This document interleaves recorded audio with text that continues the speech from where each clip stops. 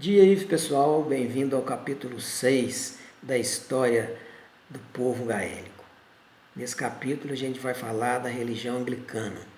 Eu destaquei a religião anglicana no capítulo porque história da Irlanda, principalmente com relação à Inglaterra, né, se você não entender das religiões ali, você não vai entender nada. Então isso vai ajudar a gente a entender o resto da história da Irlanda. No capítulo 5 eu falei do domínio dos normandos na Irlanda, só que esqueci de falar que os normandos vêm da Normandia. Normandia é uma região no norte da França. A mesma região que o Hitler tomou ali quase que de graça, graças à incompetência dos franceses e dos ingleses. Mas isso não vem ao caso. Entre a saída dos normandos e a fundação da religião anglicana, eu dei um salto aí, tem um vácuo, porque quase 100 anos tem é porque não teve nenhuma invasão na Irlanda, não teve muitos fatos que ocorreram, né, na Irlanda. Mas, bicho, talvez seja, né, o melhor período da Irlanda, porque não teve guerra. Né? Então, para homenagear esse período entre a saída dos normandos e o início da região anglicana em 1536, foi um período mais ou menos quase 100 anos, vamos destacar um nono ponto turístico, que é a cidade de Galway, que fica a 3 horas e meia de trem de Dublin. Você atravessa Dublin inteiro, você vai lá em Galway. A cidade é uma paz, como diz a Olga, é uma cidade linda, então ela pode simbolizar essa paz que existiu na Irlanda nessa época.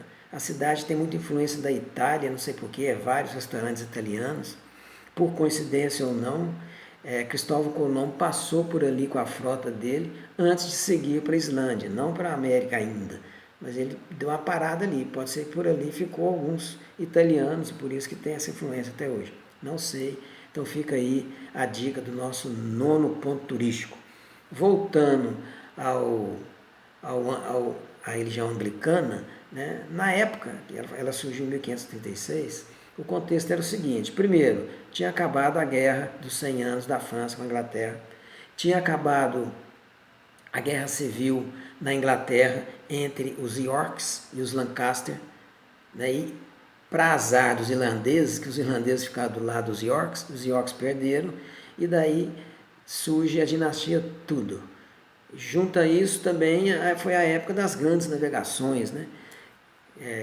Portugal, Espanha, eles já estavam indo para a Ásia, dando a volta ali na África e até dando a volta ao mundo. Né? Fernão de Magalhães, um português financiado pela Espanha, consegue dar a volta ao mundo em 1519, coisa que ele não consegue hoje, né? Porque a Terra agora é plana, né? Então ele não ia conseguir. Mas em 1519 a Terra ainda era redonda.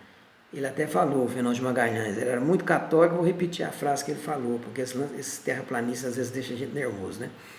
Ele fala assim, apesar de católico, ele fala: a igreja que me perdoe, mas eu vi a sombra da terra na lua, por isso eu afirmo que ela é redonda.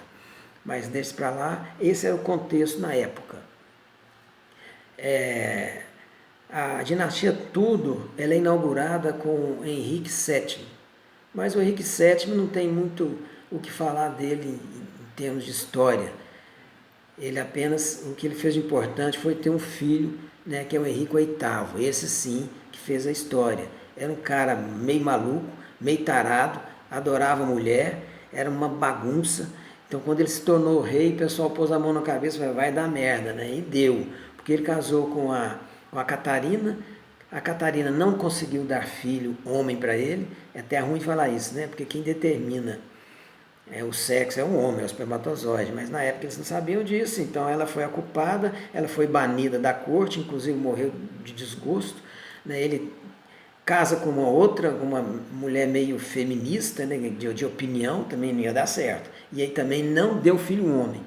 Né? Então, para castigo, ele acusou essa Ana de adultério e condenou ela à morte. E casou de novo para conseguir ter um filho homem. Na verdade, ele já tinha filhos homens, mas eram bastardos, né? Ele queria um legítimo. Né?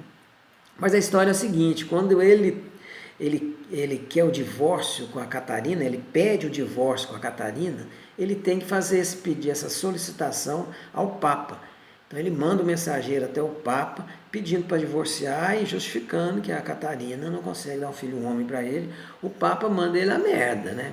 Não, a Igreja Católica não admite divórcio. Aí aquela briga entre os dois, acabou que o Papa excomunga, ele é excomungado, o Henrique VIII. O Henrique VIII simplesmente faz o seguinte: então tá bom, vou fazer que nem Lutero, vou criar outra igreja, igual a igreja protestante lá no norte da Europa começou a lastrar, ele também cria uma igreja, que é a igreja anglicana. E aí começa a piorar as coisas, a relação entre Irlanda e Inglaterra, porque a religião na época, na verdade, não era só religião, né? Tinha um conteúdo político muito forte, e a Irlanda era católica. E aí o Henrique VIII, né, ele força a Inglaterra toda a ser anglicana, ali também teve muita guerra, porque tinham muitos católicos ali, e também vai forçar a Irlanda a ir para a igreja dele, né? Na época do reinado de Henrique VIII, no início, a Inglaterra mandava muito pouco na Irlanda. Ela fingia que era dona da Irlanda, mas quem mandava na Irlanda eram os chefes de clãs. Aquela Irish Law voltou a funcionar em cada região, na região do norte, sul, etc. E o tal de Fitzgerald, que era a rainha da Inglaterra na Irlanda, era realmente uma rainha da Inglaterra, ele não mandava nada. Além de não mandar nada, ele caçou uma briga com a família Bluster, que já eram anglicanos, né? E o Fitzgerald era católico. Aí Henrique VIII ficou puto com isso, porque, né, ele já tinha fundado a igreja anglicana, ele tinha que ser anglicano também, o Fitzgerald. Não era não? Não. Aí Henrique VIII invade a Inglaterra, a Irlanda, mata esse Fitzgerald, e ele, Henrique VIII, se proclama o rei da Irlanda. Aí começa realmente o domínio da Inglaterra sobre a Irlanda, e as coisas só vão piorar até 1900 e pouco, as coisas só pioram para o lado da Irlanda. A cada ano que passa, a Inglaterra ela é mais imperialista e mais dura com a Irlanda. Começa com Henrique VIII ao fundar a igreja anglicana. Ele faz várias políticas, né, agressivas com a Irlanda. Por exemplo, o gaélico, que já desde 1400 passou de novo a ser a língua mais falada na Irlanda, ele proíbe o gaélico, tem que falar em inglês. Ele destruiu vários mosteiros na Inglaterra, na Irlanda. Ele impôs várias leis da Inglaterra na Irlanda. E mais, eu acho que talvez o mais importante, o mais inteligente que ele fez, ele pegou os chefes de clãs da Irlanda, né, de cada região, e dava o direito a esses chefes de ter uma cadeira no parlamento inglês, corrompendo essa turma, comprando essa turma. Dessa forma ele foi conseguindo dominar a Irlanda. Mas o povo nunca ficou satisfeito com isso. Era só os chefão lá que tudo bem, os chefes de clã estavam achando bom. Foram corrompidos, vivendo a vida boa, mas os irlandeses mesmo nunca engoliu essa dominação. Certo? Até que surge, em 1593, a Guerra dos 9 Anos. Os irlandeses conseguiram um apoio da Espanha. A Espanha não gostava da Inglaterra, a Inglaterra ficava sacaneando os navios da Espanha ali perto da Holanda, a Inglaterra ficava invadindo a Holanda, etc. Então, e a Holanda era parceira, era quase um território espanhol na época. Então a Espanha quase que entrou em guerra com a Irlanda. Mas ela fez uma guerra indireta, ela ajudou a Irlanda nessa Guerra dos 9 Anos, que começou em 1593. Mas os irlandeses, no início começou a ganhar essa guerra, já estava conseguindo expulsar os ingleses da Irlanda, até que a Inglaterra descobre que tanto os irlandeses, junto com os espanhóis, iriam invadir a Inglaterra.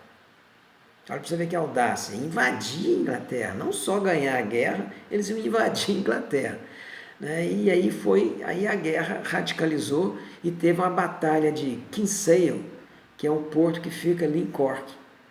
Nessa batalha, os ingleses vencem e a partir daí começa uma carnificina, porque os ingleses eles fazem uma estratégia de de cortar suprimentos para o norte, onde tinha uma população que estava, a maioria dos guerreiros era lá no norte da Irlanda.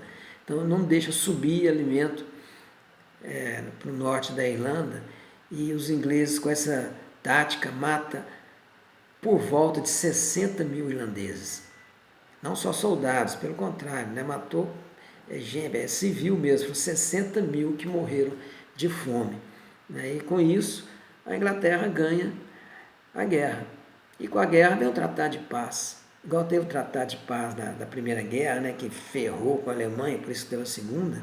Esse Tratado de Paz também foi judiou da Irlanda. A Irlanda não podia ter mais exército, a Irlanda tinha que obedecer a rainha Elizabeth. Aí já era, depois que acabou a guerra, já era a rainha Elizabeth I. Né? Por isso que tem a Elizabeth II aí, que está aí até hoje no trono, né? Elizabeth I. Eles tinham que obedecer, jurar lealdade a Elizabeth I. Né? E junto com esse tratado veio o pior, veio uma política agrária chamada plantation. Talvez foi essa política agrária que deu estrutura para a Inglaterra se tornar, no próximo século, o maior império do mundo. Porque com esse plantation, a Inglaterra tomou as terras dos irlandeses todinha.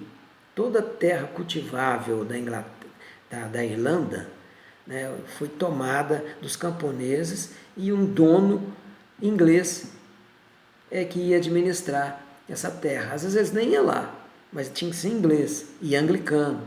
Né? Com essa política, a Inglaterra garantiu o alimento para eles a partir da produção na Irlanda. Então toda a produção de alimentos na Irlanda ia para a Inglaterra. E os ingleses iam comer batata, comia quase nada. Então essa política do plantation ela foi pior que o feudalismo. Isso aí marca o início desse domínio doído da Inglaterra sobre a Irlanda.